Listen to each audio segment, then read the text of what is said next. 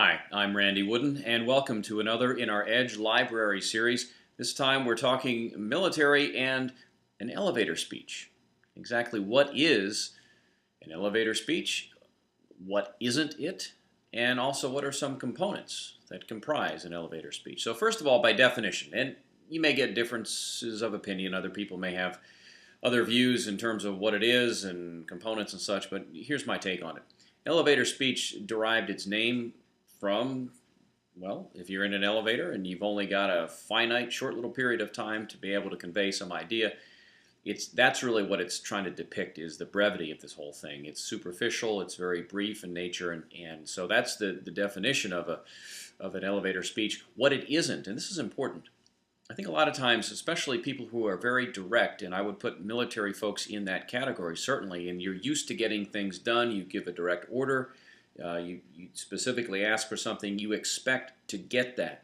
Well, now suddenly you find yourself transitioning into the workforce, civilian workforce. You find yourself in need, you have an issue, a problem, concern, and you tend to be very direct. And I think a common mistake that a lot of job hunters in general make, especially those that are very direct, is to essentially go for the throat and say, do you know of anybody that could hire me? Or do you know of anybody that might be looking?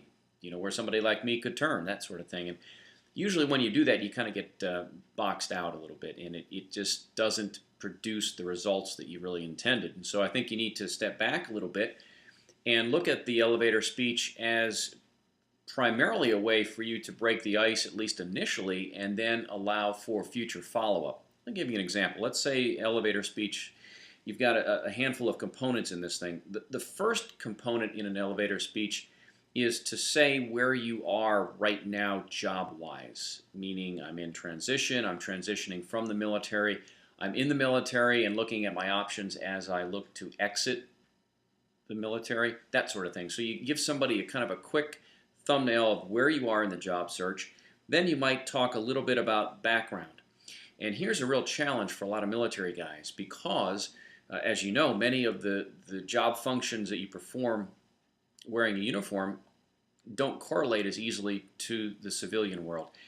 But you do have transferable skills, and those could be everything from leadership to managing budgets, to project management, to training. I would even argue sales, because you're selling, whether it's product or ideas and that sort of thing, or your professionalism, you're also selling that as well. So there are a number of things, technical skills that you may have, whether it's information systems, it could be accounting skills, any number of things.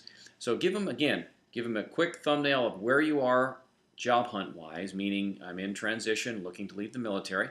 Then you would say along the lines of what your background is. Well, I have a background in management, both people and projects, looking to make that transition. And then the next step is the sort of driver for that change. By that I mean this. I mean, obviously you're looking for a job outside the military, so that's your primary driver. But what is it that's really pushing you perhaps in a certain direction versus another one? I'll give you a quick example. Perhaps you're looking at saying, I'd ideally like to target a certain industry, that kind of thing. Maybe based on where you've been, what your skills and interests are, maybe certain industries are appealing. But I would even say instead maybe look at certain job functions. And again, lay that out for them. Here are a couple of job functions that interest me. Here's what's driving my change. I need to make that transition. And the last step is the call to action, or what is it you're asking this person to do? Well, if it's a brief talk, let's say you're at some kind of a networking event, there may be 20, there may be 100 people there, and you have an opportunity now to actually talk with somebody for just a brief moment or two. What I would do to end this little elevator speech is to ask whether there would be a time that I could follow up with you at a time and place that would be more convenient. I want to make sure I get the person's information, and then I would go ahead and make that follow-up. That's really all this is. This whole elevator speech is a way for you to make an initial impression that says, I'm in a job hunt, making a transition from military, I have a background in these things, and then the reason for change, which is to launch a career to provide for my family, that sort of thing, and I wonder if you might be open to having me talk with you at some point in the future. That's the elevator speech. That's going to wrap up this segment in the Edge Library series. Again, talking military and the elevator speech. I'm Randy Wooden, and thanks for watching.